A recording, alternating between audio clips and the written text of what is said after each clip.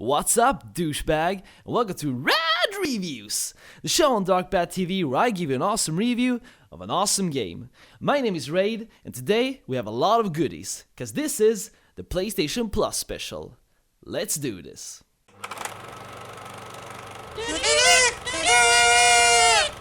King's Quest Chapter 1, A Night to Remember on the PS4. Do you like tales of adventure with heroic deeds and dragons? Well then, King's Quest is the game for you. Developed by The Odd Gentleman, this game is a reimagining of the original King's Quest franchise. It has a bit of a telltale vibe to it, but it has more gameplay. You take the role as Graham in his journey to become a knight, and the story is actually narrated by him and his granddaughter Gwendolyn. You basically interact with different things in the game, solve puzzles, and do some interesting choices. There's also some trial and error in this game, so you may die a lot, but at least you get rewarded with some funny dialogues when you die. And that's what would have happened if I turned the left switch. But since I am here telling this story, you already know that I pulled the right one.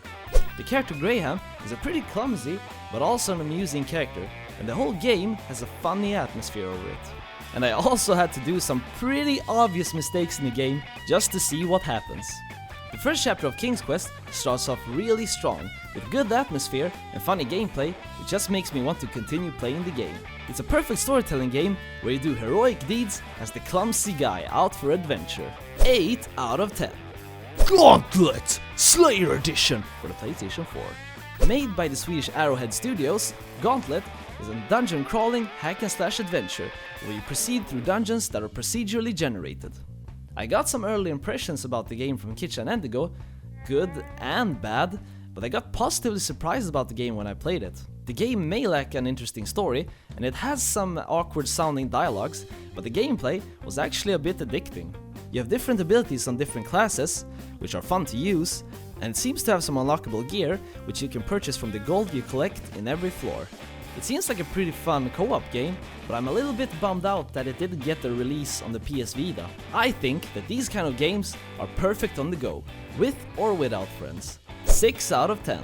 Far Cry 3 Blood Dragon for the PS3.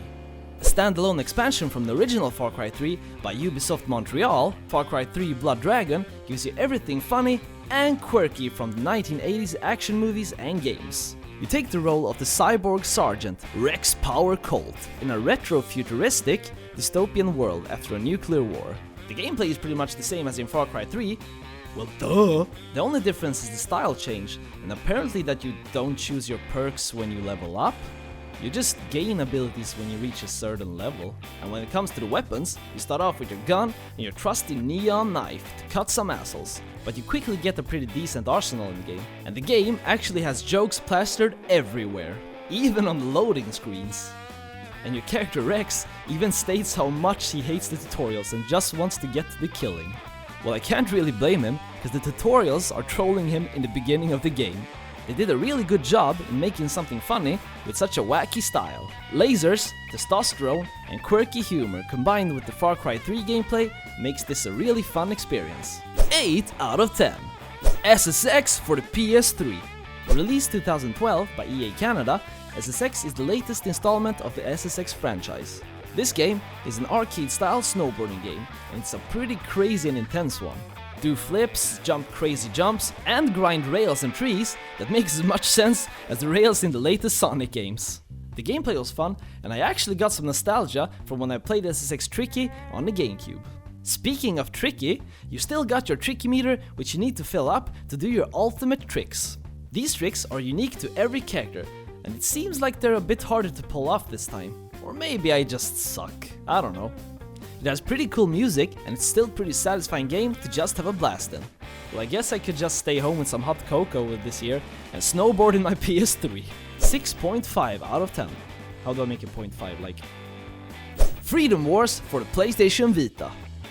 This is actually the only game on this list that I've played on release. Developed by SCE Studio, Freedom Wars is a Japanese action RPG.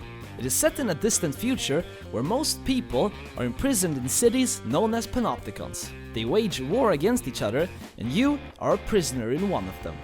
Why? Because you were born, and your sentence is 1 million years. It's pretty damn unreal for a sentence, but you can work it off. You get forced to fight battles for your panopticon, and that shaves off some years, at least. The gameplay in Freedom Wars can be compared to other Hunter-type games, like Monster Hunter or the God Eater franchise. But the charm in this game is that you have a grappling whip called Thorn, which you can use to rappel around the map, drag enemies, and also mount them. There are also some other abilities that you can use depending on what type of Thorn you use, like healing, traps, and defense. The story is pretty interesting, and the multiplayer felt really good. And you also had a lot of customizing when it came to your character. And I obviously got stuck trying to make myself as a cool character. However, there was one thing that bugged me. There weren't a lot of enemies in this game. Maybe I'm spoiled because of Monster Hunter, but it was a bit boring to fight the same monsters again and again.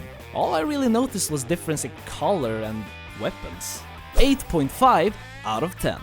Rocket Birds Hard-Boiled Chicken for the PlayStation Vita. Rocket Birds, developed by Ratloop from Texas, is a platform game, and you control hard-boiled chicken. Yeah, that's his name, apparently. He's given a mission to kill the penguin dictator, Butski, and free the citizens of Albatropolis. It's a pretty brutal action game where you shoot military penguins and sometimes get through some minor platforming puzzles. It seemed pretty fun, and the shootouts were pretty intense at times. You can take cover behind obstacles, and you can also hide in the shadows when there's too many enemies. However, the game is pretty straightforward, and it feels like a flash game. 5 out of 10. Well, that was all for today, folks. Did you enjoy the last monthly games for this year? I sure as hell did. And finally, the punchline. Smell you later, douchebags. Yeah! Peace! Oh damn, what a year it has been! So many good games, and the year is almost over. Speaking of good games and end of the year, have you seen Endigo's new video of his prediction of the game of the year? And also, Kitcha's new hidden games, Higurashi DX or whatever it's called. Don't forget to watch them, and also don't forget to like, share and subscribe. It has been an honor.